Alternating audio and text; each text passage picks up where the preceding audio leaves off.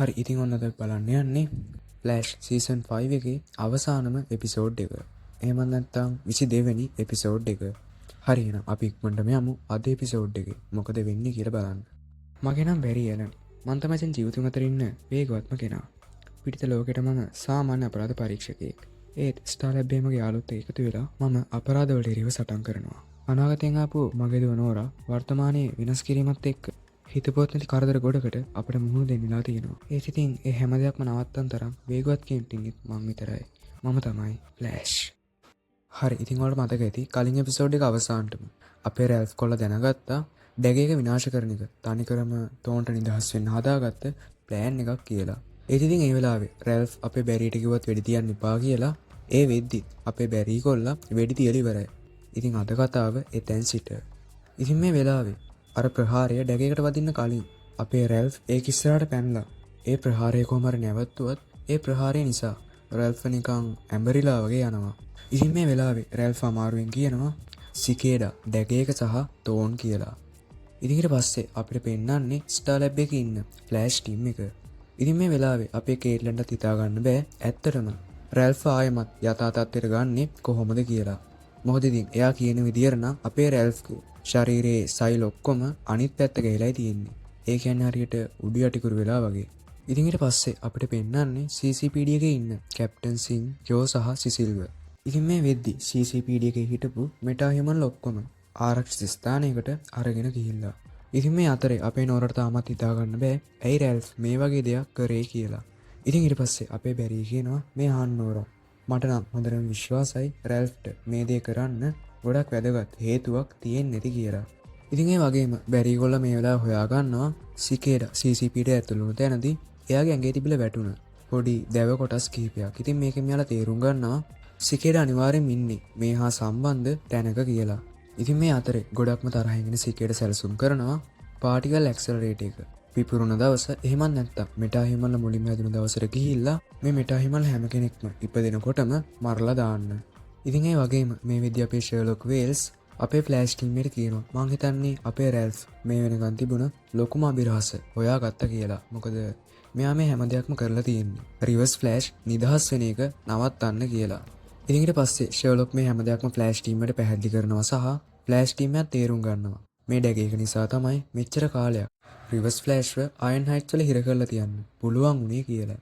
ඉතින් මේ වෙලාවේ තෝන් නිදහස් වුණොත් කමක් නැහැ කියලා මේ නිකරුණේ මැරෙන්න යන මෙටා හියුමන් හැමෝම බේර ගන්න ඕන නිසා අපේ බැරිසා ෆ්ලෑෂ් ටීම් එක සිකේරගේ ඩැග් එක විනාශ කරන්න තීරණය කරනවා. ඉතින් ඒ වගේම මේ වෙද්දී අපේ සිස්කෝ එයාගේ පෙම්වතිය කමිලත් එක්ක කොෆි එකක් බොන්න යන ප්ලෑන් කරලා තියෙන නිසා කේට්ලන් කියනවා ඔයාද අනිවාර්යයෙන්ම එතනට යන්න. ඒත් එක්කම ඇත්තරම ඔයාට වගේ සම්බන්ධ දිගටම තියාගන්න ඕන නම් මං නම් හිතන්නේ අනිවාර්යයෙන්ම ඔයා වයිබ් ගැන කමිලට කිව්වොත් හොඳයි කියලා. ඉතින් ඊට පස්සේ අපිට පෙන්නන්නේ කමිලව හම්බෙන්න යන සිස්කෝව. ඉතින් මේ වෙලාවේ අපේ සිස්කෝ කමිල ඉස්සරහා එයාගේ බලය පාවිච්චි කරලා පෙන්නනවා සහ කමිලත් දැනගන්නවා වයිබ් කියන්නේ වෙන කවුරුවත් නෙවෙයි සිස්කෝටම තමයි කියලා. ඉතින් මේ වෙලාවේ කමිල කියනවා මේ ආන සිස්කෝ වයිබ් වෙන එක ඔයාගේ ජීවිතේ කොටසක්. ඒ නිසා මං කවදාවත් ඒ දෙයට විරුද්ධ වෙන්නේ නැහැ කියලා. ඉතින් මේ අතරේ අපිට ආයමත් පෙන්නන්නේ ස්ටාර් ලැබ් එකට ආපු සිස්කෝ, ෂර්ලොක් සහ කේට්ලන්ව. ඉතින් මේ වෙලාවේ ෂර්ලොක් වේල්ස්ට රැල්ෆ් ආයමත් යථා තත්ත්වයට ගන්න පුළුවන් විදිහේ අදහසක් එනවා. ඉතින් මේ වෙලාවේ ෂර්ලොක් කියනවා ඔයාගේ බලය පාවිච්චි කරලා රැල්ෆ් පුපුරවල දැම්මොත් එයාගේ මනස ආයමත් ක්‍රියාත්මක වෙන්න පටන්ගෙන රැල්ෆ් සාමාන්‍ය තත්ත්වයට පත් වෙයි කියලා. ඉතින් ඊට පස්සේ අපේ සිස්කොත් වෙන කරන්න දෙයක් නැති නිසා එයාගේ බලය පාවිච්චි කරලා රැල්ෆ්ට පහර දෙනවා සහ ඒ වෙලාවෙම හෙනියක් ගැහුවා වගේ රැල්ෆ් කොල්ලත් අවදි වෙනවා. ඒත් ඉතින් අර මැෂින් එකේ බලපෑම නිසා මෙයාගේ සෛල උඩු යටි කරුණානේ. අන්න ඒ නිසා මෙයා කතා කරන්නේ ටිකක් අනිත් පැත්තට වගේ. ඒ කියන්නේ අග ඉඳන් මුලට. ඉතින් ඒ වගේම මේ වෙද්දී ෆ්ලෑෂ් ටීම් එකේ අනිත් අය හොයාගෙන තියෙනවා අර දෙව කොටස. අනිවාර්යයෙන්ම තියෙන්නේ කොලින් සුට් කියන වනාන්තරයේ හැදෙන ගස් වර්ගයක් කියලා. ඉතින් මේ වනාන්තරයේම තමයි තුන්වෙනි එපිසෝඩ් එකේදී සිස්කෝ සහ බැරිට පහර දුන්නේ. ඉතින් ඊට පස්සේ අපේ ෆ්ලෑෂ් ටීම් එක සිකේඩව හොයාගෙන එයා ඉන්න තැනට යනවා. ඉතින් මේ වෙලාවේ සිකේරෙනවා සහ බැරිලා එයාලගේ ප්ලෑන් එකට අනුව සිකේඩව සීසන් 1 එකේ රිවර්ස් ෆ්ලෑෂ් වල්ල ගන්න හදපු ට්‍රැප් එක ඇතුලේ හිර කරනවා. ඉතින් මේ අතරේ අපේ නෝර කොහොම හරි ආයමත් පුංචි ග්‍රේස්ගේ මනසට ඇතුල් වෙනවා. ඉතින් මේ වෙලාවේ නෝර කොහොමරි ග්‍රේස් මෙටාහිමන් කියෝ එක අරගන්න කැමති කරගන්නවා. ඉතින් මේ අතරේ සිකේඩ ටිකක් දඟලන හින්දා බැරිලක ට්‍රැප් එක ඇතුලේ සිකේඩව වැඩි වෙලාවක් තියාගන්න පුළුවන් වෙන්නේ නැහැ. ඉතින් ඒත් එක්කම ග්‍රේස් කොහොමරි ආයෙමත් නිදහස් වෙනවා. ඒත් ඉතින් මේ අතරේ නෝර කොහොමරි ග්‍රේස්ව කැමති කරගන්නවා සහ ග්‍රේසුත් මෙටාහිමන් ප්‍රතිකාරය අරගන්නවා. ඉතින් ඊට පස්සේ මෙතනට සිකේඩා අපේ ෆ්ලෑෂ් ටීම් එකට පහර දෙන්න පටන් ගන්නවා. ඒ වගේම මුලදී අර මෙටාහිමන් ප්‍රතිකාරය වැඩ කරත් ග්‍රේස්ගේ බලය සහ ඩැගේ එකට සම්බන්ධ වෙලා තියෙන නිසා ඒ ප්‍රතිකාරය තවදුරටත් වැඩ කරන්නන් නැහැ. ඒ කියන්නේ අනිවාර්යයෙන්ම ග්‍රේස්ව නවත්තන්න නම් ෆ්ලෑෂ් ටීම් එකට ඩැගේ එක විනාශ කරන්න සිද්ධ වෙනවා. ඉතින් ඊට පස්සේ සිකේඩා නෝරා මරන්න ඔන්න මෙන්න තියෙද්දි අපේ බැරි කොහොම හරි ඩැගේ එක විනාශ කරලා දානවා. ඉතින් ඒත් එක්කම අනාගතේ ඉන්න අලුත් සිකේඩවත් විනාශ වෙලා යනවා. හරි දැන් ඉතින් ඔයාලා හැමෝටම ප්‍රශ්නයක් ඇති ඩැග් එක විනාශ වුණා කියන්නේ තෝන් නිදහස් වුණාද කියලා. ඔව් ඉතින් එයා නිදහස් වුණා. ඉතින් ඊට පස්සේ නිදහස් වෙන රිවර්ස් ෆ්ලෑෂ් එතන ඉන්න ඔෆිසර්ස්ලාට මට සමා වෙන්න මහත්තුරුනි. ඔයාලා හැමෝම දැනටම මැරිලා කියලා තප්පරයක් යනත් කලින් ඒගොල්ලෝ හැමෝම මරලා දානවා.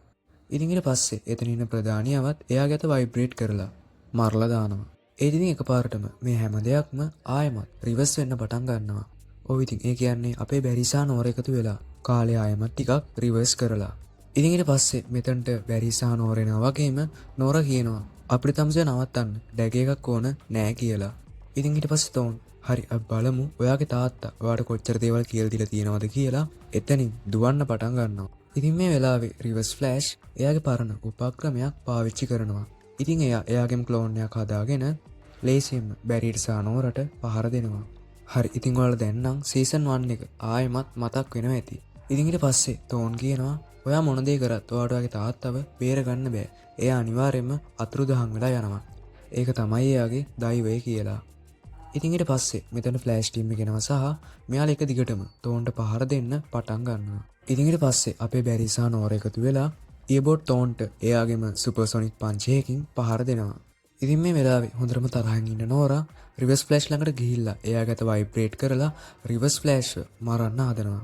ඉතින් මේ වෙලාවේ බැරි සහ ඇරිස් නෝරා කියලා කෑ ගහද්දි නෝරා ඒ දේ නවත්තනවා සහ මේ වෙලාවේ කවුරුත් හිතපු නැති විදියට ටිකක් අමුතු දෙයක් සිද්ධ වෙන්න පටන් ගන්නවා. ඔව් ඉතින් මේ වෙන්නේ අපේ නෝරව මේ ටයිම් ලයින් එකෙන් මැකිලා යන එක. ඉතින් මේ වෙලාවේ තෝන් කියනවා ඔයාලා ඩැග් එක විනාශ කරාට පස්සේ අලුත් ටයිම් ලයින් එකක් නිර්මාණය වුණා. ඒත් ඉතින් ඒ ටයිම් ලයින් එකේ අපේ පුංචි නෝරා නෑ කියලා. ඉතින් ඒ වගේම තෝන් කියනවා මට සමා වෙන්න ඔයා මේ විදිහට පාවිච්චි කරන්න උන එකට. ඒත් ඉතින් මේ වෙලාවේ අපේ බැරිට හොඳටම තරහ යනවා සහ තෝන් කියනවා බැරිට මේ යන්න බැරි.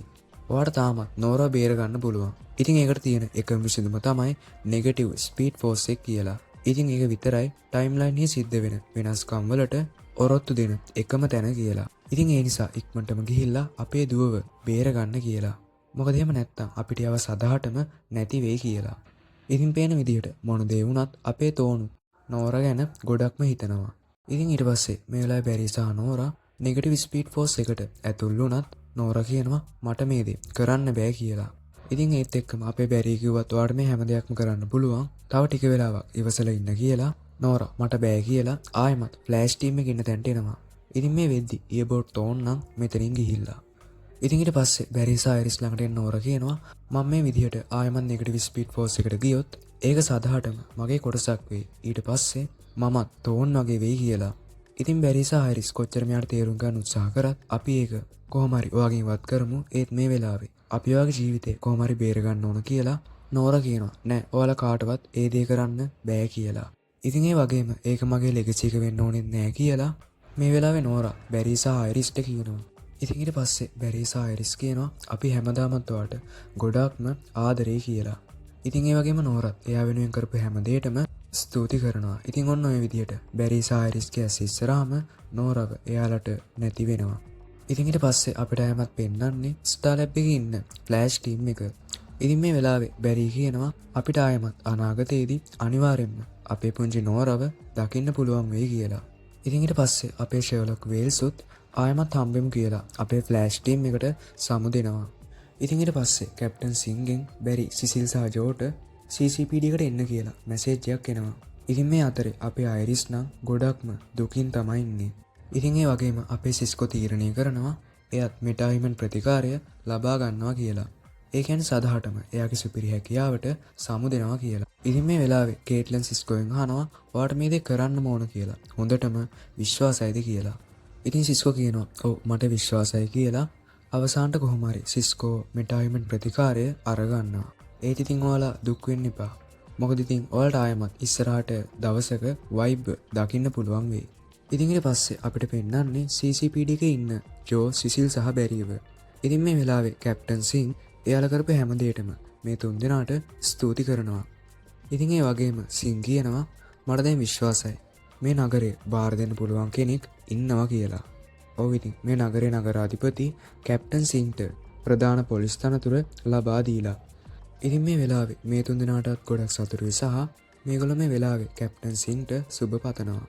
ඉතින් ඒ වගේම මේ වෙලාවේ කැප්ටන් සිං CCPD එකේ අලුත් කැප්ටන් විදිහට අපේ කැප්ටන් ජෝව පත් කරනවා. ඉතින් මේක ඇහුමනම් අපේ සිසිල් සහ බැරිට නොසෑහෙන්න සතුටු හිතෙනවා. ඉතින් ඒ වගේම ඔයාට උදව්වක් ඕන වෙන හැම වෙලාවකම ඔයාට උදව්වකුත් හම්බ වෙයි. එහෙම නේද ෆ්ලෑෂ් කියලා කැප්ටන් සිං අපේ බැරි කොල්ලගෙන් අහනවා. ඉතින් මේක අහද්දි නම් අපේ බැරි කොල්ලගෙත් කට ඇරෙනවා. මොකද ඉතින් මෙච්චර කාලයක් කැප්ටන් සිං දරන් හිටියේ නෑ ෆ්ලෑෂ් කියන්නේ බැරි ඇලන්ට කියලා. ඉතින් මේ වෙලාවේ කැප්ටන් සිං කියනවා මේ ආන්න බැරි මොනවා වුණත් මාත් ඩිටෙක්ටිව් කෙනෙක් කියලා. ඉතින් ඊට පස්සේ එපිසෝඩ් එක අවසානම අපිට පෙන්නන්නේ ටයිම් වෝල්ට් එකේ එහෙම නැත්නම් ගිඩියන්ගේ රූම් එකේ ඉඳන් නෝර ගැන කතා වෙමින් ඉන්න බැරි සහ අයිරිස්ව.